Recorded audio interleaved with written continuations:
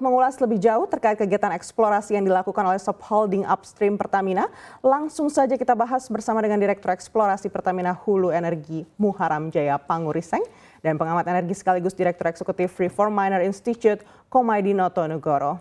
Pak Muharam dan Pak Komaydi, apa kabar? Baik. Selamat datang di studio CNBC Indonesia. Terima kasih. Baik, mungkin yang pertama saya akan ke Pak Muharam terlebih dahulu. Seperti apa Pak gambaran kegiatan eksplorasi PHS sepanjang 2022 ini?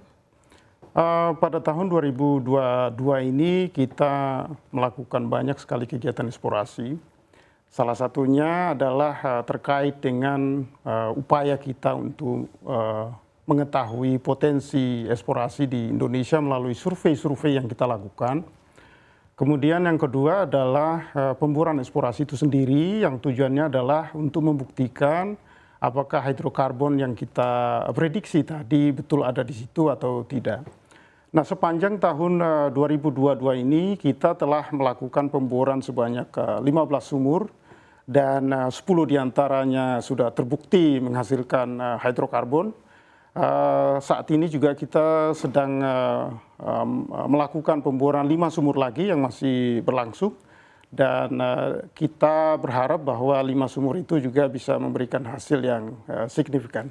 Baik, sudah 15 sumur dan sedang berjalan 5 sumur lagi begitu ya? Ya, mungkin hingga akhir tahun 2022 ini. Betul sekali. Baik, tanggapan dari Reform Miner seperti apa Pak Komaydin? Iya, saya kira apa yang dilakukan PHE sangat progresif kalau kita bandingkan di skala nasional, Mbak Aneke. Jadi di dalam tahapan bisnis minyak dan gas, eksplorasi ini tahapan yang paling berisiko karena membutuhkan modal tinggi, teknologinya tinggi, kapasitas SDM-nya juga memerlukan kapasitas tertentu. Nah, sementara kalau di kita, Mbak, sistemnya itu pakai PSC, Production Sharing Contract, rezim kontrak yang kita pakai. Itu kalau misalkan Pak Muharam dan kawan-kawan PHE melakukan kegiatan eksplorasi kemudian tidak menemukan minyak, itu kemudian uang yang sudah dikeluarkan akan hilang begitu saja. Menjadi 100% tanggungan K3S termasuk teman-teman PHE. Nah, ini tahapan yang paling berisiko. Karena itu kalau kita cermati data yang ada, porsi investasi di eksplorasi ini, Mbak, terhadap total investasi hulu migas in average paling tidak di dalam 5-10 tahun terakhir kisarannya hanya 7-9% terhadap total. Karena resikonya yang sangat luar biasa besar. Karena itu kalau PHE mencanangkan kegiatan eksplorasi yang cukup ekspansif ini luar biasa saya kira. Karena tidak semua K3S berani mengambil resiko itu. Baik, artinya risikonya sebenarnya sangat besar. Betul. Dan diambil juga oleh PHE. Bahkan juga sudah mencatatkan temuan cadangan sumber daya yang bahkan sudah divalidasi begitu ya. Betul. Sebesar 283 juta barel oil equivalent. Lalu langkah selanjutnya apa untuk menjadikan cadangan ini sebagai produksi ke depannya? Ya, untuk temuan yang kita lakukan di tahun 2022 ini ada 2 hal yang kita harus lakukan. Yang pertama adalah kita akan melakukan evaluasi yang komprehensif tentang potensi bawah tanah tersebut dan kalau nanti dari evaluasi komprehensif kita dianggap bahwa data yang kita ambil selama pemboran dan juga data-data seismik yang kita lakukan sudah cukup komprehensif untuk mendapatkan gambaran yang seperti Pak Komaydi tadi sampaikan risknya sudah berkurang, maka kita bisa melangkah ke langkah selanjutnya yaitu penentuan status eksplorasi. Bisnis proses penentuan status eksplorasi ini adalah sesuatu yang kita harus lalui sebelum kita melakukan plan of development dan kemudian diproduksikan. Namun apabila nanti setelah kita evaluasi secara komprehensif ternyata data yang kita ambil belum cukup, maka langkah selanjutnya kita akan lakukan pemboran berikutnya yang kita sebut sebagai pemboran appraisal. Nah, pemboran appraisal ini adalah untuk mengkonfirmasi yang belum lengkap dari pemboran kita yang pertama. Jadi kalau kita perhatikan bisnis proses yang kita akan jalani ke depan, maka untuk yang sudah tidak memerlukan tambahan data lagi, kita bisa lakukan monetisasi secepat-cepatnya. Saya kira seperti itu. Baik, ini menarik sekali ya Pak Komaydi, karena kalau bicara eksplorasi ini sebenarnya seberapa pentingnya sih untuk industri hulu migas nasional kita? Iya, kalau ditanya seberapa penting, eksplorasi itu kalau di dalam kegiatan industri pertanian misalnya, ini adalah menanam benihnya. Jadi kalau tidak ada kegiatan menanam tentu tidak akan bisa memanen. Jadi ini tahapan yang paling luar biasa penting kalau tidak ada eksplorasi, kemudian tidak ada cadangan, Mbak Aneke. Kalau nggak ada cadangan, ya kemudian tidak ada yang diproduksikan. Karena itu ketika PHE kemudian menetapkan langkah bahwa kami akan melakukan ekspansi besar-besaran di dalam konteks untuk menjaga keberlanjutan pasokan energi nasional, saya kira ini komitmen yang luar biasa. Karena tidak semua K3S akan berani mengambil di wilayah itu, Mbak. Biasanya mereka akan beli yang sudah eksploitasi itu yang sudah produksi, yang sudah ada cadangannya, karena kemudian resikonya sudah bisa diprediksi oleh mereka begitu. Sementara kegiatan eksplorasi seperti yang saya sampaikan tadi, seperti kegiatan menanam di sawah, kalau kemudian tanamannya waktu ditanam terus kemudian dimakan hama, hilang begitu saja. Karena PSC model itu mereka akan mendapatkan pengembalian setelah fase produksi itu dilakukan, Mbak. Jadi nanti mereka akan mendapatkan pengembalian setelah ada panen, begitu ya. Ibaratnya kalau saya kerjasama dengan Pak Muharram, saya sebagai negara yang punya wilayah kerja, kemudian beliau yang mengerjakan sawahnya, saya akan mengembalikan modal beliau setelah padinya itu panen. Silahkan diambil dari panennya. Tapi kalau padinya dimakan hama bagaimana? Ya beliau akan menanggung resiko sepenuhnya. Nah ini yang perlu menjadi gambaran bahwa tahapan ini ada tahapan yang sangat-sangat berisiko. Baik. Memang tidak hanya risiko, tadi dijelaskan juga oleh Pak Muharram, ini tahapannya cukup panjang begitu ya, bahkan kalau belum yakin akhirnya dilakukan pengeboran kembali begitu. Dan kalau PHE sendiri menilai seberapa penting proses eksplorasi ini terhadap industri hulu migas nasional?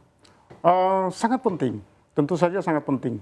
Apalagi kalau kita melihat proyeksi yang dilakukan oleh DEN ke depan, bahwa kalau tahun 2021 saja, kebutuhan energi nasional itu kurang lebih 210 juta ton setara minyak, dan diantaranya adalah kurang lebih sekitar 32% akan dipenuhi dari minyak, atau itu setara dengan 67,2 juta ton minyak.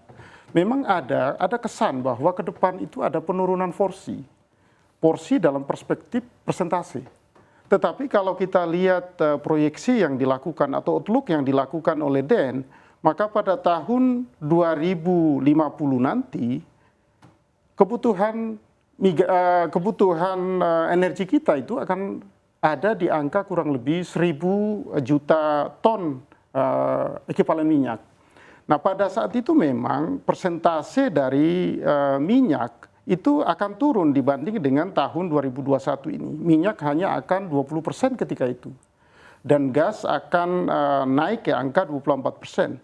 Tapi 20% dari minyak tersebut itu artinya sama dengan 200 juta ton ekivalen minyak. Bandingkan dengan kebutuhan nasional sekarang yang 210.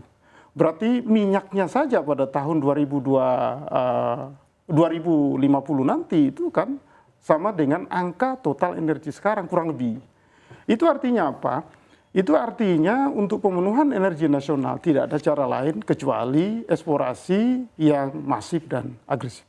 Baik, dan tentunya dibutuhkan giant fish begitu untuk bisa mencukupi kebutuhan tersebut. Strategi apa yang sudah disiapkan PHE saat ini?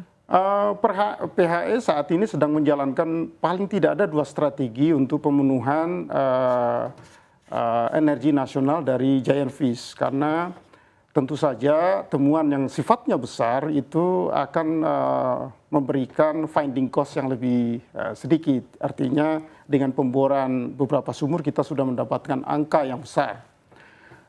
Yang pertama strategi kami adalah pada daerah-daerah yang sudah mature, artinya daerah existing sekarang, kita akan mengembangkan teknologi terkini dan juga mengembangkan konsep-konsep eksplorasi yang baru untuk bisa menemukan hidrokarbon. Penguasaan teknologi ini sangat penting. Karena apa? Kita nggak mungkin lagi menemukan minyak atau migas di tempat yang lama tanpa adanya konsep-konsep baru dan teknologi-teknologi baru. Dan strategi ini sudah berhasil memberikan temuan kita di 2022 ini di 3 temuan. Yang pertama di GKX di pantai utara Jawa, kemudian di Wilela di onshore Sumatera Selatan tepatnya, dan juga di Mopatu di offshore Kalimantan. Dan size-nya cukup besar. Di offshore Jawa kita bisa membukukan, memvalidasi sumber daya dari temuan kita di GGX itu sebesar 106,8 juta barel oil equivalent. Artinya ini masuk kategori very big ya Pak Humedi, bukan lagi big fish tapi masuk kategori very big. Dan 2 diantaranya ada di kurang lebih angka sekitar 45, tepatnya 43 di Mopatu dan 47 di Wilela. Tahun ini lumayan bagus, kita mendapatkan 3 discovery yang masuk kategori big fish tadi dengan strategi yang pertama. Strategi kedua adalah kita berupaya untuk melakukan adventure atau menghunting blok-blok baru, potensi-potensi baru dari cekungan-cekungan yang ada di Indonesia. Nah, harapannya nanti ketika kita mendapatkan blok-blok yang menarik dan memiliki ukuran yang besar, maka kita akan segera eksekusi untuk mendapatkan big fish tadi. Baik, menarik sekali. Jawa, Sumatera, dan Kalimantan ini yang sudah dieksplor begitu ya. Kalau Pak Komaydi menilai seberapa besar sih peluang PHE mungkin bisa untuk lebih mengeksplor lagi di daerah timur Indonesia? Iya, untuk saat ini potensi cadangan memang ada bergeser di wilayah timur dan di laut dalam ya Mbak Anake. Nah ini yang saya kira kemudian nanti relevansinya perlunya dukungan dari semua stakeholder termasuk insentif baik fiskal maupun non-fiskal kepada teman-teman K3S terutama teman-teman di PHE yang sudah mencanangkan untuk melakukan ekspansi eksplorasi ke wilayah timur. Karena di laut dalam dengan di darat tentu berbeda kondisinya. Sementara di timur dengan di barat juga berbeda nih Mbak Anake. Kalau di barat infrastrukturnya sudah relatif menunjang begitu ya. Sementara kalau di timur kan masih relatif belum siap di barat sehingga teman-teman juga harus mengeluarkan investasi ekstra nih. Nah, tentu resikonya atau IRR-nya akan berbeda dengan yang dikembangkan di wilayah barat karena itu perlu dukungan dari pemerintah bagaimana nanti yang dikembangkan teman-teman PHE di wilayah Indonesia Timur tetap bisa ekonomis begitu. Karena kuncinya apapun yang dilakukan oleh perusahaan harus ada skala ekonominya. Proyeknya harus ada nilai keekonomiannya. Kalaupun ada barangnya, kalau tidak ekonomi juga nggak akan diproduksikan. Nah ini kata kuncinya adalah di sana. Karena itu nanti perlu dukungan fiskal maupun non-fiskal dari government saya kira.